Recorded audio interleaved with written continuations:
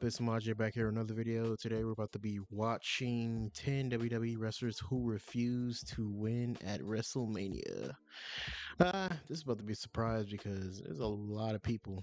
Only one I can name off the bat, and my WWE knowledge is Edge. I think they wanted him to break the streak, and he refused. He at the time said he didn't really like. I think he said he really didn't need it because he won other championships and already did other stuff. But that's cool that he respected the Undertaker's wish. But down the road, Brock Lesnar did not need that. But let's get into the video. WWE wrestlers who refuse to win at WrestleMania. Number 10, AJ Styles versus Chris Jericho. Now, heading into AJ Styles' WrestleMania debut, fans were convinced that AJ would secure a huge win over Chris Jericho. AJ was the firm favorite for the matchup, as this was his first ever WrestleMania matchup, and it wasn't as if Jericho needed the win, as his popularity and star power couldn't be touched during this time. Shockingly, WWE decided to have Jericho win the match, and it was later reported that AJ wanted to lose the match. Was this because AJ wanted to show that he was a team player? Well, potentially. It may have also been that AJ was of the belief that he shouldn't just walk into a prominent spot on the WrestleMania card and just win, and it was his duty to do the honors. Number 9, Mark Henry versus the... You know what? That was pretty kind of weird, bro. Because a lot of people wanted AJ Styles to win. I wanted AJ Styles to win. I was wondering why, he came into to WWE just off the bat, just losing to Jericho. But then down the road, the year got greater for him because he won a WWE Championship. So I guess being humble all paid off for AJ. So I fuck with that move. The Undertaker. One of the names that was pitched to end the iconic streak of The Undertaker was Mark Henry. Henry wrestled The Undertaker at WrestleMania 22 in a casket match, and when this news first surfaced, fans were stunned, as there was no way on paper that Henry was gonna defeat the legendary Undertaker in his, own match. But according to Mark Henry, during an interview with Heavy, the creative call of Henry defeating The Undertaker was very close to happening, but ultimately, he would turn it down.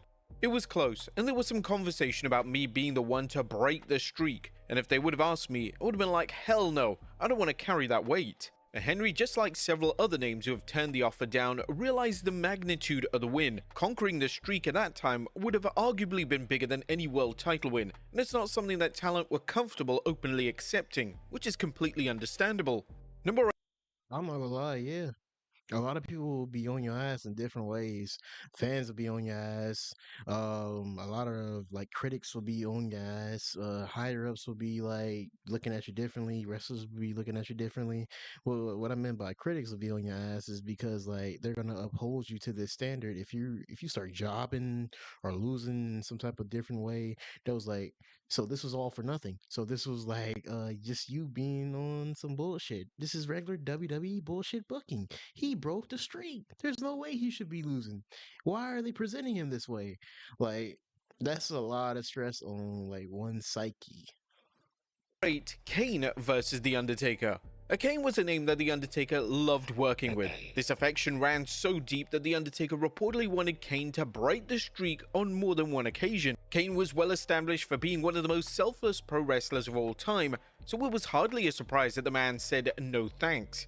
Kane had such an elite reputation in this regard, and when The Undertaker put over his kayfabe half-brother on a number of pay-per-view events in 2010, this was likely The Undertaker's way of giving Kane a lap of honor. Number 7, The Rock vs JBL. Now in 2005, as WWE were putting together their creative plans for WrestleMania 21, one of the ideas WWE were sold on was JBL defending the WWE title versus The Rock. The Rock was basically retired at this point in time, but WWE believed that this would reignite the product and make fans interested in what WWE were offering. The initial creative plans legitimately called for The Rock to win. However, with The Rock having extensive commitments in Hollywood, it's unknown how this would have worked. Of course, the Great One turned the match and the huge win down, and instead WWE would commit to making John Cena the new face of the company, which was 100% the correct call. Number 6, The Undertaker vs Roman Reigns. WrestleMania 33 was designed to be The Undertaker's final ever WWE match. He was going to wrestle Roman Reigns in the main event of the show, and he insisted on putting Reigns over in the biggest way imaginable. Winning the main event match was simply out of the question for the dead man, and he wanted to go out by putting over the new face of WWE. Whilst this mentality was appreciated, the match itself did neither man any favors, as it was a complete letdown. The dead man wasn't just in the right place physically or mentally to deliver a high quality match, and this led him to having several more matches down the road. The Undertaker has spoken at length. Yeah. I mean, I can see it right there. The match was just so uncoordinated. He was a little slow taking the moves. I felt like he didn't mesh well with him because Undertaker was at this point of his career, he was just out of it. He was broken, beaten, and bruised. You weren't gonna get like a little 5 star or even probably like a 4 star match out of the Undertaker at this age. This dude was like 50, late.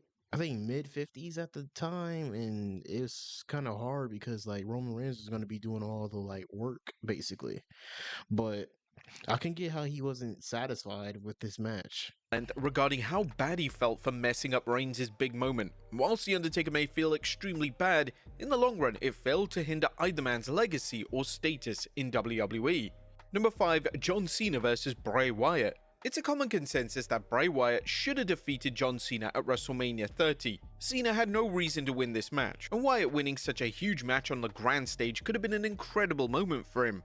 6 years later at WrestleMania 36, the two would have a rematch, and it was almost as if Cena went out of his way to make Wyatt look good as humanly possible. The two collided in a wild yet fun Firefly Funhouse match, and the match acted as a study of Cena's character and persona. The initial plans for the match were for the two to collide in a regular 1v1 matchup, and if this was indeed planned, then Cena would have done the favor and wouldn't have hesitated in putting Wyatt over. It was reported 3 years prior that Cena insisted on putting Wyatt over on SmackDown during Wyatt's reign as WWE Champion, and Cena evidently wanted to right the wrongs of WrestleMania 30. Number 4. Edge vs The Undertaker. Defending the world title against The Undertaker, and internal conversations within the company were stating that Edge was going to win the match. It's unknown why exactly WWE believed it was a time to end the streak, but it was possible that they may have been under the impression that the streak had just run its course. The WWE Hall of Famer had a great point. What benefit would it have had to his standing in the company? Edge was already a top guy and there was no need for him to receive such a monumental win. Number 3. Batista vs Daniel Bryan. Upon returning to WWE in 2014, Batista was promised the world. He was promised a main event match versus Randy Orton at WrestleMania 30, and he was promised a world title reign. And naturally, due to the rise of Daniel Bryan, some of WWE's promises would be broken. Batista would end up tapping out to Bryan in the main event of WrestleMania. According to Batista himself, during an appearance on MLW Radio's Writers' Room, it was his call to put Bryan over in the main event, and the Animal took issue with WWE's call to follow up the win with a poorly executed angle on Raw the next night. Here's what I hated about the whole Daniel Bryan thing. We did the thing at Mania, which was great, man. I wanted to put him over. I agreed to tap out to him. It was no big deal. I never made a big deal out of it. The thing I made a big deal out of was what we did that deal that night. The next night, after he got on off a stretcher, gone through hell the whole night, and it wasn't his call, but they wanted him to come back not selling anything. Like not selling that he was sore or beat up or injured. Nothing. Batista was rumored to face Bryan in the main event of the 2014 Payback pay-per-view, but it's believed that Batista was on board with continuing the rivalry between his Evolution stable and The Shield. Knowing how well received this angle was, this was definitely the right call. Number 2. Daniel Bryan vs Kofi Kingston. Yeah, I'm not gonna lie. I'm glad like Batista agreed to that, even if he didn't want to. But like not selling like WWE idea not for him like not selling that and like it kind of exposed more of the business. Make that nigga come back in like a little stretcher or like showing some effects. This nigga went through 2 matches through that night. Come on now. The Kofi Mania storyline in 2019 gripped the wrestling world, and one of the names responsible for the storyline being such an overwhelming success was Daniel Bryan. Bryan used his political power within the company to push for Kingston to get the spot at WrestleMania 35, and Bryan would insist on putting over Kingston.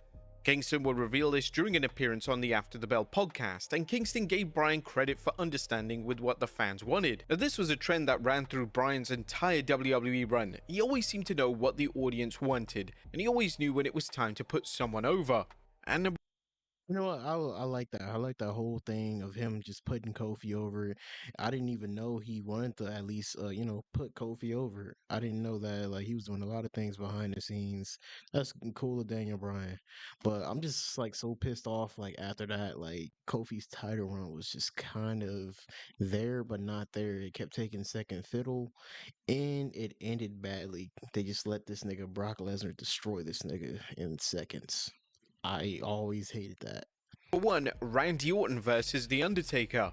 One of the names that fans would have likely accepted to end the streak was the legend killer Randy Orton. In 2005, Orton was slowly emerging as a major player for WWE, and he needed a big win to solidify himself as a future legend for the company. As WWE rolled into Orton vs The Undertaker at WrestleMania 21, there were endless rumors that they were going to have Orton win, but they ultimately had the dead man extend his win streak. It was later reported that Orton turned down the idea of winning that match, which highlighted the respect he had for the dead man. Even though WWE's resident Viper would turn this offer down, The Undertaker would put over Orton at subsequent pay-per-view events, including the 2005 SummerSlam. But there you have it, folks. 10 WWE.